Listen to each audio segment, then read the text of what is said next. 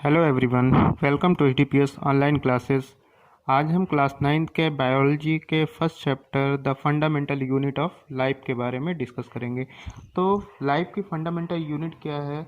Life के fundamental unit cell को बोलते हैं। किसको बोलते हैं?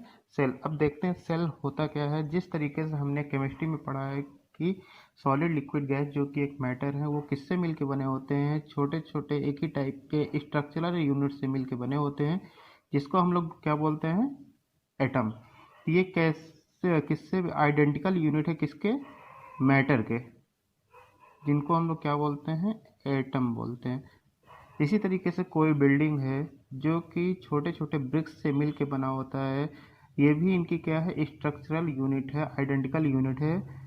इसी तरीके से जितने भी लिविंग ऑर्गेनिज्म होते हैं उनका जो स्ट्रक्चरल एंड फंक्शनल यूनिट है वो क्या होता है? सेल। तो सेल क्या होता है? Cell is the basic structural functional and biological unit of all known organism.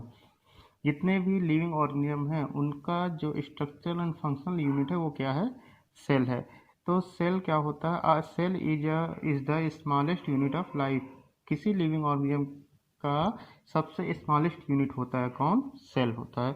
Cell के स्टडी को हम लोग बोलते हैं साइटोलॉजी। क्या बोलते हैं? जो सेल को स्टडी करते हैं, सेल के बारे में पढ़ते हैं, उनको हम लोग क्या बोलते हैं? साइटोलॉजी। तो साइटो का मतलब होता है सेल, लॉजी मतलब होता है टू स्टडी। तो सेल के बारे में स्टडी करने वाले पर्सन को क्या बोलते हैं? साइटोलॉजिस्ट। जो सेल के बारे में पढ़ता है उसको, मतलब सेल के बारे में पढ़ने को साइटोलॉजी बोलते हैं। जो सेल के बारे में अच्छे तरीके से जान जाए, जैसे जिस तरीके से हार्ट के जो डॉक्टर होते हैं उनको क्या बोलते हैं? कार्डियोलॉजिस्ट। और हार्ट के बारे में पढ़ने वाले को क्या बोलते हैं? कार्डियोलॉजी। बात समझ में आ गई? इसके बाद में आते हैं सेल आया कहाँ से, कौन बताया सेल के बारे में? तो सेल को डिस्कवर करने वाले जो साइंटिस्ट थे उनका नाम था रॉबर्ट हुक। कौन थे? Robert Hooke. 1665 में रॉबर्ट हुक ने एक कॉर्क के स्लाइस को लिया, जो कि अपने से ही बनाए गए माइक्रोस्कोप में उन्होंने क्या किया? एग्जामिन किया। तो उसमें उनको हेक्सागोनल शेप में कई ढेर सारे स्ट्रक्चर दिखे। उस हेक्सागोनल शेप कैसे थे? ये इस टाइप के स्ट्रक्चर उनको, जो रॉबर्ट हुक थे उनके माइक्रोस्कोप में इस टाइप के स्ट्रक्चर देखने को मिले। तो इस स्ट्रक्चर को देखने के बाद में उन्होंने इसका जो नेम दिया वो दिया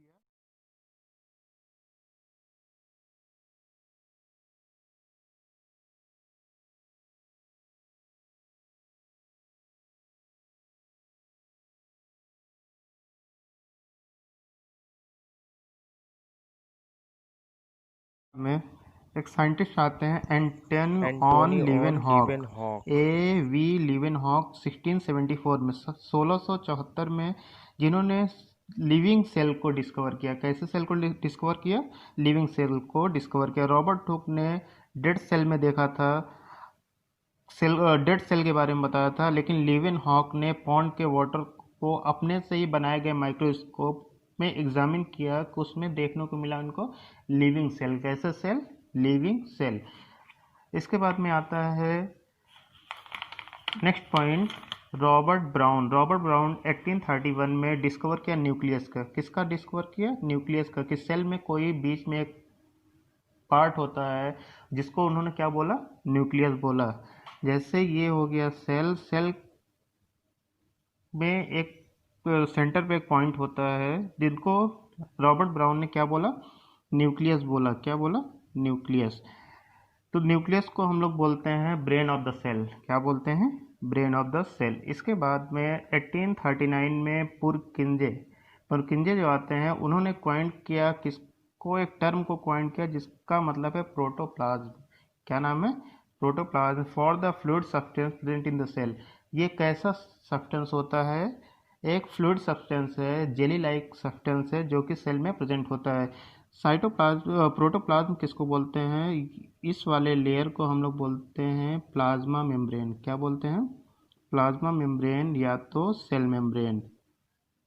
प्लाज्मा मेम्ब्रेन बोलेंगे इस वाले लेयर को, या तो सेल मेम्ब्रेन। इसके बाद में जो ये पूरा पोर्शन है, ये जो दिख रहा है न्यूक्लियस सहित, उसको हम लोग क्या बोलते हैं? प्रोटोप्लाज्म। प्रोटोप्लाज्म। इसी को डिस्कवर कौन किए थे, किस साइंटिस्ट ने? पुरकिंजे ने किया। इसके बाद नेक्स्ट टॉपिक आता है हमारा स्लाइडेन एंड सॉन ने 1839 में सेल थ्योरी को प्रपोज किया। कौन सी थ्योरी को? Cell theory. तो सेल थ्योरी में क्या बताया गया कि ऑल प्लांट एंड एनिमल, जितने भी प्लांट और एनिमल होते हैं वो सेल से मिलके बने होते हैं। ये कौन बताया? स्लाइडेन एंड सॉन ने बताया। इसके बाद उन्होंने बताया कि cell is the basic unit of life. Cell living organism की एक बेसिक यूनिट है। नेक्स्ट साइंटिस्ट आते हैं, उन्होंने भी इसमें बताया कि cell are form from pre existing cell. इसके बाद में नेक्स्ट टॉपिक हमारा आता है, इसको हम फिगर देख लेते हैं, कुछ फिगर से समझ लेते हैं। इसके बाद में हमारा नेक्स्ट टॉपिक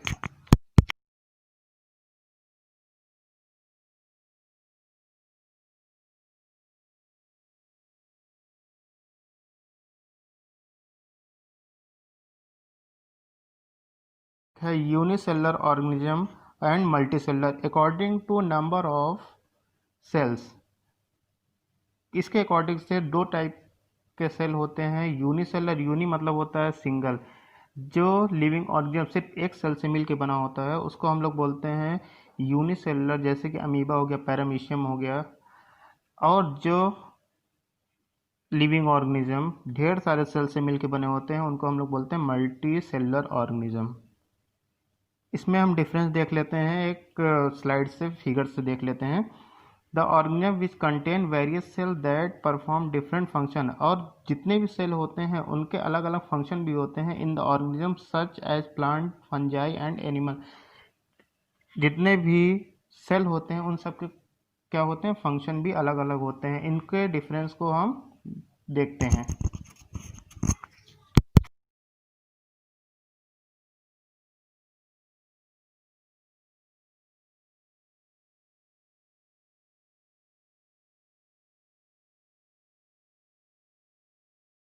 अब नेक्स्ट पॉइंट देखते हैं, the shape of the cell. The shape of the cell में vary depending upon the type of function they perform in an organism. जितने भी लिविंग ऑर्गेनिज्म होते हैं उनमें सेल का जो टाइप होता है वो अलग अलग होता है। जैसे ह्यूमन को ही ले लेते हैं, ह्यूमन में की बॉडी ढेर सारे अलग अलग टाइप के ऑर्गन से मिल के बने होते हैं। तो उसमें ब्लड का जो सेल होता है वो अलग होता है, नर्व सेल होते हैं अलग होते हैं, बोन के सेल अलग होते हैं, स्पर्म सेल अलग होते हैं। तो जितने भी सेल होते हैं सबका फंक्शन भी अलग होता है, स्ट्रक्चर भी अलग होता है। सेल क्या होता है? सेल एक ही टाइप के सेल मिल के क्या बनाते हैं? टिश्यू बनाएंगे। क्या बनाएंगे? टिश्यू। और टिश्यू बनाते हैं ऑर्गन। ऑर्गन, यही ऑर्गन मिलके बनाते हैं ऑर्गन सिस्टम। क्या बनाएंगे? Organ system. इन्हीं ऑर्गन सिस्टम से पूरा क्या तैयार हो जाता है? ऑर्गेनिज्म। राइट। इसके बाद में नेक्स्ट टॉपिक हमारा आएगा,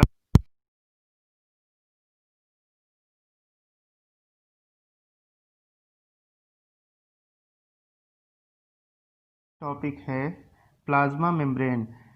प्लाज्मा मेम्ब्रेन क्या होता है? एक इन्वेलप की तरह काम करता है, सेल को चारों तरफ से कवर किए रहता है। इसको हम लोग क्या बोलते हैं? Plasma membrane. It is just like an envelope that cover the whole cell, therefore the cell get separate from external environment because it has a plasma membrane. Plasma membrane जैसे ये सेल हो गया, सेल का जो ये वाला layer है, ये वाला लेयर है जिसको हम लोग क्या बोल रहे हैं? Plasma membrane. ये बाहर के इन्वायरमेंट से सेल को अलग करता है। और इसमें क्या होता है, किन किन चीज़ों को इसके अंदर आना है, किस चीज़ों को इसके सेल से बाहर जाना है, ये कौन डिसाइड करता है? प्लाज्मा मेम्ब्रेन ही। इसमें एक लेयर होती है, मेम्ब्रेन होती है, जिसको बोलते हैं सेमी परमिएबल मेम्ब्रेन और selective permeable membrane. The plasma membrane has the capability to decide. Plasma membrane के पास ऐसी कैपेबिलिटी होती है to decide which material should enter और leave the cell and which should not. कौन से मटेरियल अंदर आ सकते हैं, कौन से मटेरियल बाहर जा सकते हैं, किसको आना है किसको नहीं आना है सेल के अंदर, ये डिसाइड कर सकता है कौन? Plasma membrane. क्यों होता है? क्योंकि इनके पास एक मेम्ब्रेन होती है, लेयर होती है, जिसको हम लोग बोलते हैं सेलेक्टिव परमिएबल मेम्ब्रेन और सेमी परमिएबल मेम्ब्रेन भी बोल सकते हैं। नेक्स्ट टॉपिक हमारा आता है the fluid mosaic model of plasma membrane. ये ये मॉडल बताता है प्लाज्मा मेम्ब्रेन को, एक प्लाज्मा मेम्ब्रेन के स्ट्रक्चर को एक्सप्लेन करता है। किसको एक्सप्लेन करता है? प्लाज्मा मेम्ब्रेन के स्ट्रक्चर को। ये मॉडल बताता है कि प्लाज्मा मेम्ब्रेन 3 टाइप के कंपोनेंट से मिलकर बना हुआ है, जिसमें लिपिड, प्रोटीन और कार्बोहाइड्रेट क्या क्या होते हैं? लिपिड, प्रोटीन और कार्बोहाइड्रेट। तो ये कंपोनेंट काम क्या करते हैं, किन चीज़ों को अंदर आना है, किसको बाहर जाना है, और जो भी एक्टिविटी होती है प्लाज्मा मेम्ब्रेन में, ये तीनों कंपोनेंट ही करते हैं इसमें। तो लिपिड जो होता है प्लाज्मा मेम्ब्रेन में 2 टाइप्स के होते हैं। एक होता है फास्फोलिपिड। फास्फोलिपिड क्या काम करता है? It create a semi permeable membrane. क्या करता है? Semi permeable membrane which allow flow to only certain material inside outside the cell. कौन से मटेरियल अंदर आएंगे, कौन से नहीं आएंगे, इसको डिसाइड करने वाला जो लिपिड है वो कौन है? फास्फोलिपिड। इसके बाद में नेक्स्ट आता है लिपिड, जिसको बोलते हैं हम लोग कोलेस्ट्रॉल। कोलेस्ट्रॉल प्लाज्मा मेम्ब्रेन को सरफेस को फ्लूडिटी देता है। क्या देता है? फ्लूडिटी। नेक्स्ट है प्रोटीन। प्रोटीन क्या करता है? ट्रांसपोर्टेशन का काम करता है सेल मेम्ब्रेन में ट्रांसपोर्टेशन। सेल मेम्ब्रेन या प्लाज्मा मेम्ब्रेन दोनों एक ही चीज़ है। इसके बाद में आते हैं हम लोग कार्बोहाइड्रेट। कार्बोहाइड्रेट क्या होता है? कार्बोहाइड्रेट अटैच रहता है लिपिड और प्रोटीन के साथ में, जो कि सेल मेम्ब्रेन के बाहर साइड में होता है। इसके बाद में हम लोग नेक्स्ट टॉपिक देखेंगे।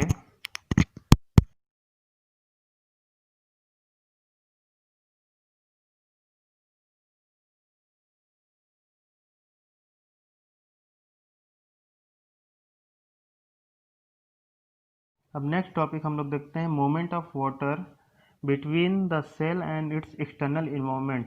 वाटर का मूवमेंट सेल के अंदर और सेल के बाहर किस तरीके से होता है उसको देखते हैं। इस प्रोसेस को नाम हम लोग क्या जानते हैं, किस नाम से? ऑस्मोसिस।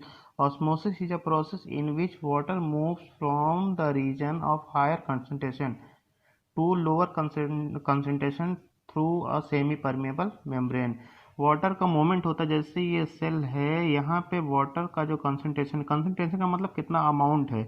सेल के बाहर जो वाटर का कंसंट्रेशन है वो हायर कंसंट्रेशन है और सेल के अंदर लोअर कंसंट्रेशन है। तो वाटर का मूवमेंट किधर होगा? सेल के अंदर की तरफ। इस प्रोसेस को हम लोग बोलते हैं ऑस्मोसिस।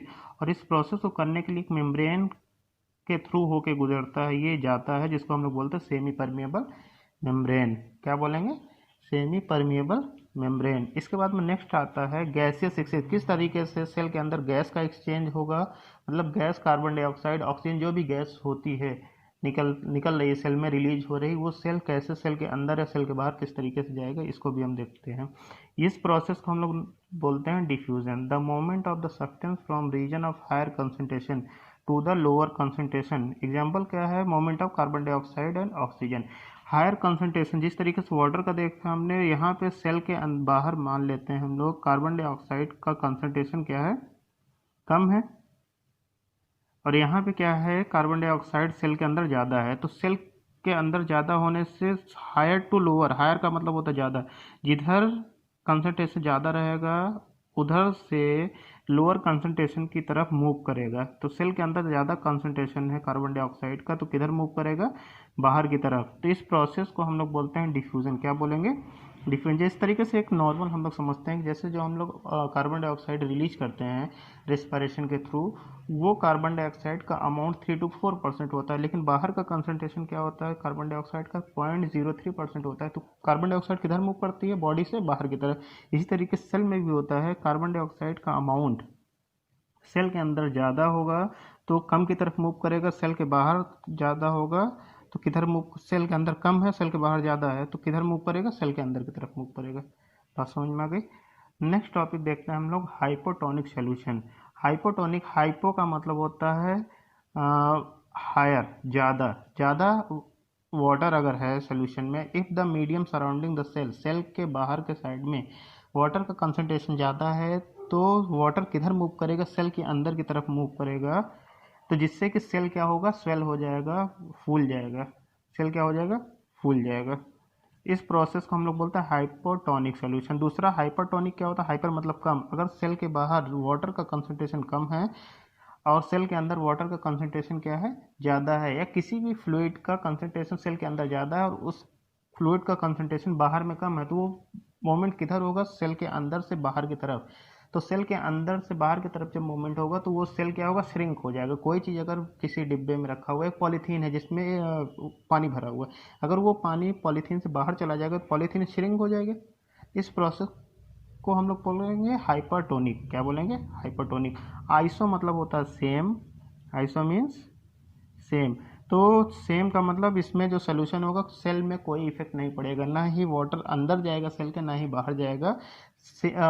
अंदर बाहर जाएगा लेकिन सेम मोमेंट होगा। क्या होगा, मोमेंट सेम होगा, having exactly the same concentration inside and outside the cell.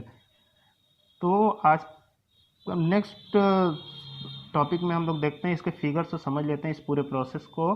The moment of water मतलब ऑस्मोसिस को, डिफ्यूजन को, हाइपोटोनिक, आइसोटोनिक, इसको हम फिगर के थ्रू समझेंगे।